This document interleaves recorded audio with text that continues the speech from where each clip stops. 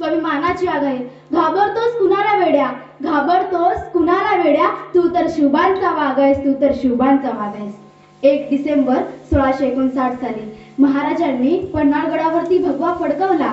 10 November ते 1 डिसेंबर 20 दिवसात महाराजांनी 200 किलोमीटर आणि 18 किल्ले एवढा प्रांत काबीज केला.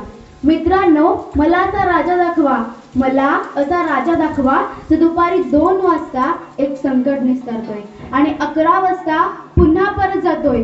दुपारी 2 वाजता मरणातून वाचतायत आणि 11 वाजता पुन्हा परतही जातायत. 200 किलोमीटर 18 किल्ल्यांचा प्रांत काबीजही करतायत. विजयाचा एक उन्माद पुढच्या काही लढतींसाठी प्रेरणादायी ठरतो. अफजल खानावरचा विजय महाराजांनी प्रेरणा म्हणून वापरला आणि 200 किलोमीटर 18 किल्ल्यांचा प्रांत काबीज केला. काटेकोर नियोजन, काटेकोर अंमलबजावणी. आयुष्यात पहिल्यांदा पोहोचलेच महाराज पन्हाळगडावर, आयुष्यात पहिल्यांदा पाहतायत महाराज पन्हाळ्यावरती भगवध्वज फडकू लागला. पन्हाळ्याच्या पायथ्यातील लोकांना कळालं सुद्धा, स्वराज्य आलं, आपण स्वराज्यात आलो. त्याच पन्हाळ्याच्या पायथ्यातील काही तरण्या जिगरबाज पोरं महाराजांकडे आली. आपणही स्वराज्यात सामील व्हावं, आपणही स्वराज्यासाठी लढावं. त्याच तरण्या जिगरबाज पोरांमध्ये पन्हाळ्याच्या पायथ्यातील नेबापूर गावचा एक पोरगा होता. त्याचं नाव होतं शिवाकाशीत. नाव अगदी राजांसारखं, दिसायचाही हुबेहूब राजांसारखाच, मिशी ठेवणार राजांसारखी, दाढीचा कट राजांसारखा, चालणार राजांसारखा, बोलणार राजांसारखा. डोक्यात फक्त एकच नाद, जगावं तो महाराजांसारखं आणि लढावं तो शिवबांसारखं. शिवाकाशीचे आयडॉल होते छत्रपती शिवाजी महाराज. शिवाकाशीत स्वराज्यात सामील झाले.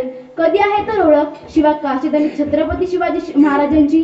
आयुष्यात दोघं पहिल्यांदा भेटले होते डिसेंबरमध्ये आणि फेब्रुवारीमध्ये सिद्धी जोहरचा वेढा पडतो. 5,000ची फौज अजगरला विळका घालावी तशी महाराजांना विळका घालून बसली होती. तेव्हाच महाराजांना कळून चुकले की शक्तीपेक्षा युक्तीचा वापर केला पाहिजे. त्याच दिवशी महाराजांनी शिवाकाशीतला बोलावणं धाडलं. शिव येता झाला. मुजरा राज बोलावणं धाडलं. जी हो शिवा, आम्ही असं खूप ऐकून आहे की तो आमच्यासारखा दिसतोस आणि आज ते आम्हाला प्रत्यक्षात बघायचं आहे असं म्हणतात. शिवा हरकला. राज आता आलो जी असं म्हणून शिवा झपाट्याने आत गेला. महाराजांचा वेश परिधान केला, महाराजांचा शिरटोप घातला आणि महाराजांसारखा मिशला पीळ मारत राजांच्या समोर आला आणि बघतच राहिले राजे. शिवा, अरे शिवा, आम्हाला आमचंच प्रतिबिंब आरशात बघितल्याचा भास होतोय शिवा.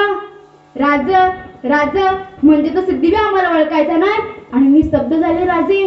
शिवा, अरे शिवा, तुला कसं कळालं की आम्ही आमचं रूप देऊन तुला सिद्धीच्या भेटीला पाठवणार होते? राज, इतक्या दिवस तुमच्या संगती राहिलो ते काय उगा वय. जेव्हा तुमची कापडं माझ्या अंगाला लागली ना तेव्हाच शिवा मेला. आता उरलाय तो फक्त तुमचा आत्मा आहे राज. तुमच्या ध्यानात नाही यायलाय पण मला स्वर्गाचं दार दिसायलंय राज, स्वर्गाचं दार दिसायलंय. माणूस मेल्यानंतर तो कसा जगल्यात ते सांगतात, पण मी मेल्यानंतर असं सांगतात की शिवा असा बिलंदर की शिवाजी राजासमोर मिळा. मी मरून बी 1000 वर्ष जगीन राजा, 1000 वर्ष जगीन. मग राजा उगा उशीर कशाला? द्या की इडा, जातो की लढतो की भिडतो की जाऊन त्या सिद्धीला असं म्हणतात. राजे क्षणात राजगदीवरून खाली उतरले आणि शिवाला कडकडून मिठी मारली. राजांच्या डोळ्यातील एक अश्रू शिवाच्या पाठीवरती पडला.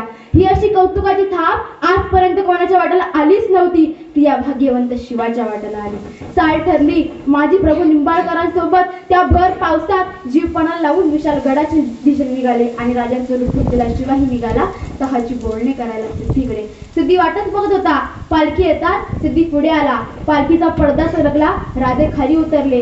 सिद्धी आणखीन पुढे आला आणि राजांना कडकडून मिठी मारली. राजांची पावले शामियानाच्या दिशेने वळाली. त्याच वेळी तिथले ते 2 संशयी डोळे रोख होते शिवाजी महाराजांवर. शिवाजी महाराजांची पावले शामियानाच्या आत पडताच ते 2 संशयी डोळे फुटले. ये शिवाजी नहीं हो सकता, हरगिज नहीं हो सकता.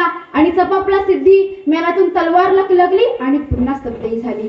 सिद्धी विचारता झाला, सच बता तू है शिवाजी? आणि कडाळला शिवा, अरे हा मैं ही हूँ शिवाजी. सिद्धी विचारत राहिला, शिवा सांगत राहिला. मग मात्र सिद्धी वळला त्या 2 संशयी डोळ्याकडे.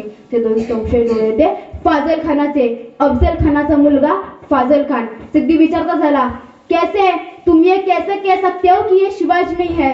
फाजल खान म्हणाला, हुजूर मैंने देखा है शिवाजी राजे को, मी बघितले शिवाजी राजांना, मी तो चेहरा कधीच विसरू शकत नाही।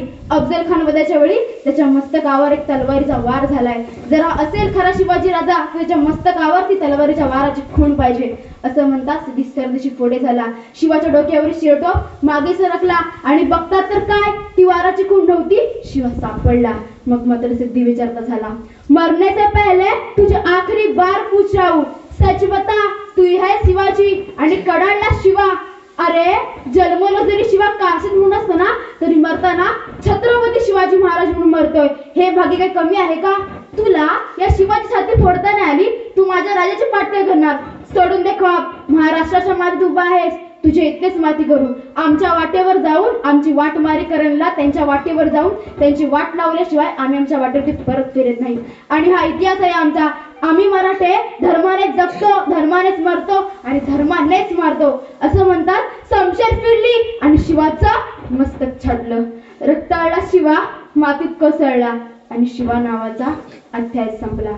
डिसेंबर मध्ये ओळख होती हो, फेब्रुवारी मध्ये शिवाजी सिद्धी जोरचा वेढा पडतो आणि शिवाजी महाराज शिवाला विचारतात, ए शिवा आमचं रूप घेऊन जातोस का? ए शिवा मरायला तयार होतोस का? शिवा म्हणतो होतो, मेला गेला। या अवघ्या पुऱ्या काही दिवसात शिवाजी महाराजांनी शिवाच्या मनात असं काय पेरलं की तो राजांसाठी मरायला तयार झाला। अनेक राजांनी जलदुर्ग उभारले, गिरदुर्ग उभारले, पण आपल्या छत्रपती शिवाजी महाराजांनी नरदुर्ग उभारले आणि हेच आपल्या स्वराज्याचे खूप मोठे वैशिष्ट्य आहे। धन्यवाद।